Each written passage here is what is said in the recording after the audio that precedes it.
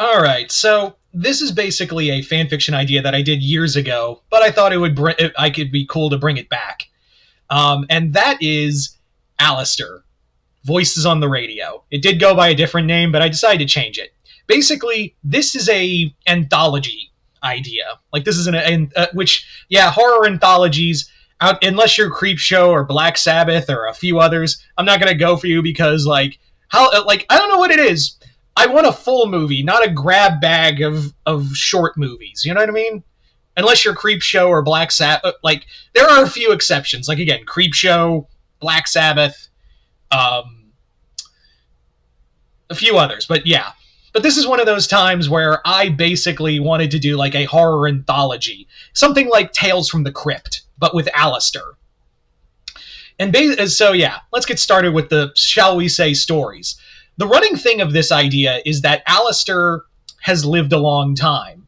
And in that time as a demon, he's made a lot of deals. And each story is about that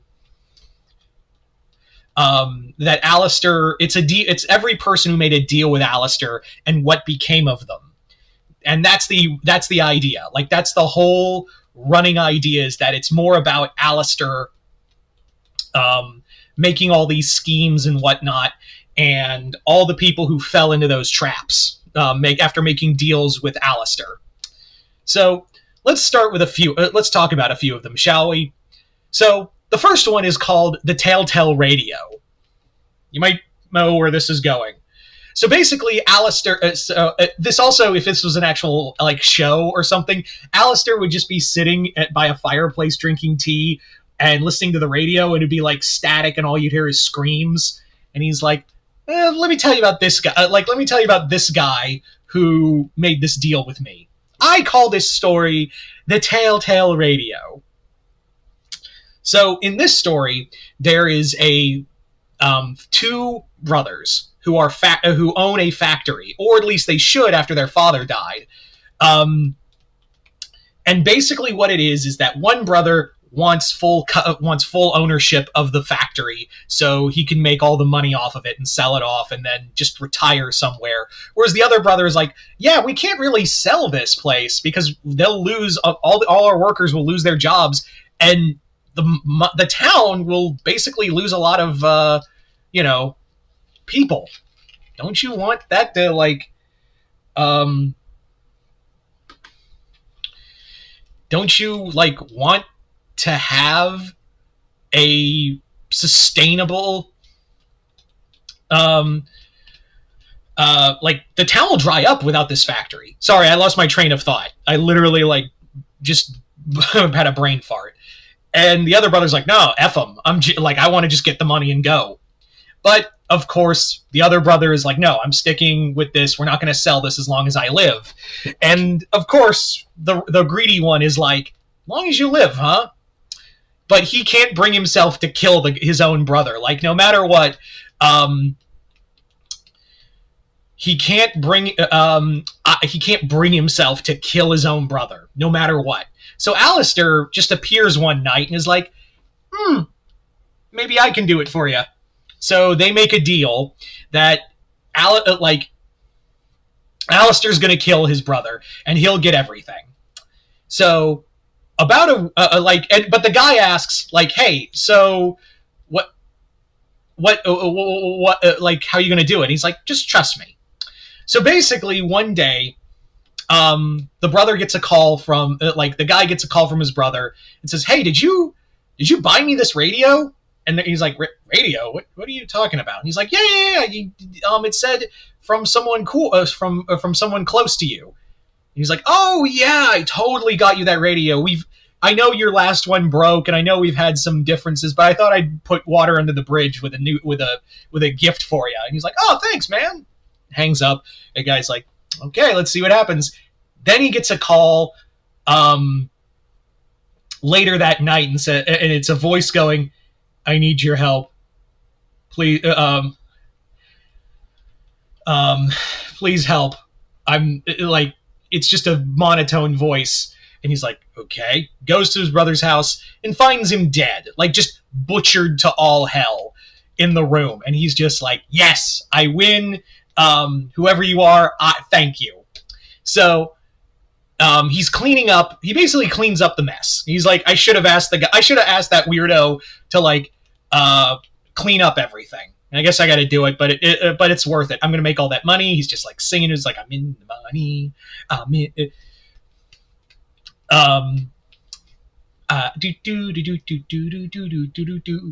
And I don't know why I had to finish that, but I did. So just before he leaves, he hears a knock at the door, and it's officers. And they're like, hey, neighbors heard screaming in this room. You live here? He's like, no, my brother, he lives here. I'm just house sitting. The scream was mine. I was having these horrible nightmares. My brother's gone away for a little bit, and he basically left me to keep things okay, to keep things here. I don't know when he's coming back, but do you want to come in, check things out? And the police come in, they're checking things out. They're like, yeah, everything looks cool, not knowing the body is underneath the floorboards. So the cops stay, they're asking for questions, and the guy's just like, yeah, they're carrying on. But as they're talking, he hears like static on the radio, and it's like his brother's voice coming through the radio, and it keeps getting louder and louder until he's like, don't you hear it on the fucking radio? And he just rips open the boards like, here's my brother's body. I did it. Like, I killed him. So he gets arrested, kills himself in prison, and that's how Alastor gets his body. The following story is another called Deadliners. And in this one, Alastor tells the story of a man he met in the 1960s who wanted to be a famous news reporter. And he was just down on his luck. He was working at this little janky town, but he wanted to be a big shot reporter, like telling like all the news of the world, like civil rights movement and all that. And Alastor comes up to him, and he's just like, I can give you that. Shake on it.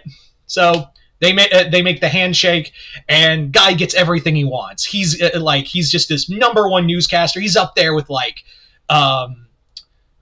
Tom Brokaw and everything else, and he's just nailing it. He is just absolutely killing it. But then when he's doing newscasting late at night, like the room, like the lights flicker and things like that, and there's like this unnatural, like all these weird technical difficulties. And on the teleprompter, he's like reading this newscast, and he's like, "Hey Sully, did you really think I was going to just let you go?" Who the fuck wrote this? And that's when a hole opens up. Alastor comes in all demon-wise, grabs him, and just pulls him to hell. Yeah, and it just cuts to a commercial. The following story is another one called Hot to Trot. And in this one, this follows a woman in the 1940s, during World War II, and it's in Louisiana. And this is a woman who has been more or less a gold digger. She's been using voodoo to get money and fame and things like that. But the problem is she's been using Alastor's grave. She's been like using all of the techniques on Alastor's grave. And as you can imagine, Alastor ain't happy that this woman has been practicing all this hoodoo and voodoo on basically stealing his power. And of course that didn't go well. Alastor doesn't like that. So you can imagine that it doesn't end well for her. Then we have another one called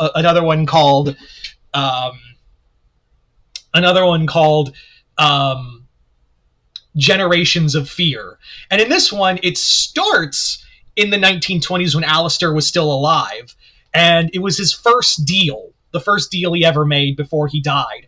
And in this one, it was with a man who wanted fortune for not just him, but also his entire family.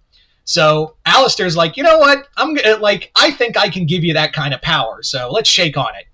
Alastor dies. The guy gets all of this wealth following that, and his family has generations of wealth. But there's something the first guy didn't tell it. Like, it's kind of kept as a family secret. And basically in here, Alastor, when he came back as a demon, he's like, yeah. So here's the thing. You guys, all of your wealth belongs to me, and it's because of me. So here's what you're gonna do. I'm gonna give you this radio, and it's gonna keep me in contact with you. And if I say something through that radio, you're gonna do it for me. If you don't, well, let's just say you shouldn't. So throughout this family's life, every time the radio came on and Alastor's voice came through that radio, they had to do whatever he asked. Kill someone, do a spell, steal money, whatever Alastor needed on the material world, they had to do it, no matter what. But one member of the family, one of the sons because now it's 2025.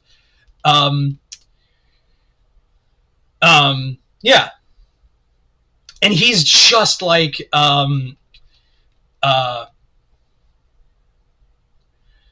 he is basically like, yeah, this is bullshit. Like, this is just absolute bullshit. And the whole family's like, no, it's like, the radio demon is real. He's the reason we have all this money. We have all this wealth. We do things for him. And he's like, no, it's bullshit. Here, I'll show you. Breaks the radio. And the entire family's like, what the fuck have you done? And they're like, yeah, I saved you from your bullshit. And Alastor shows up and kills everyone. He drags them all to hell, even the children of this family.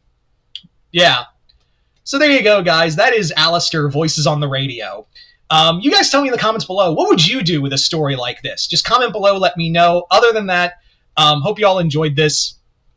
Hope you all enjoyed this. This is like a cool horror anthology, so I can't wait to see what kind of stories you come up with. But yeah, other than that, I'm Mr. Multiverse. I'll see you next time in Multiverse.